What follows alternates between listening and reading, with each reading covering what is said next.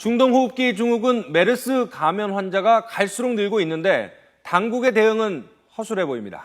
네, 메르스 감염이 의심되는 상황에서 중국으로 출장 간 40대 남성이 현지 1차 검사 결과 메르스 양성 반응이 나왔습니다. 확진 판정 가능성이 높아졌는데요. 취재기자 연결해 자세히 알아보겠습니다. 김기봉 기자.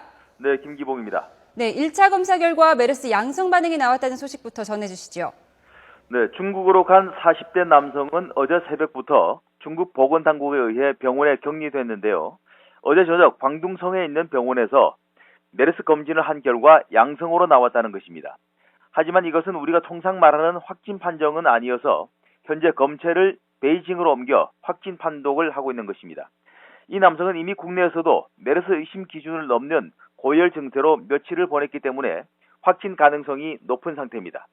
더욱 이 환자의 아버지와 누나가 각각 메르스 3번째와 4번째 확진 환자이고 첫 번째 환자로부터 감염되는 현장에 이 남성도 있었기 때문에 그런 추정이 가능한 상태입니다. 이 남성의 메르스 최종 확진 여부는 오늘 오전 중으로 중국에서 통보될 것으로 예상됩니다. 자, 메르스 의심 증상을 보이고 있는데도 왜 격리 조치가 안 됐고 또 중국으로 출장까지 갈 수 있는지 상당히 의구심이 드는데 그 과정에서 직장 동료 또는 비행기 같이 탑승한 탑승객들 감염 우려가 있지 않습니까? 네, 그렇습니다. 바로 그 부분이 가장 큰 문제인데요. 이 남성은 아버지가 첫 확진 환자로부터 감염되었던 지난 16일 아버지와 함께 첫 확진 환자와 같은 병실에서 4시간을 보냈습니다.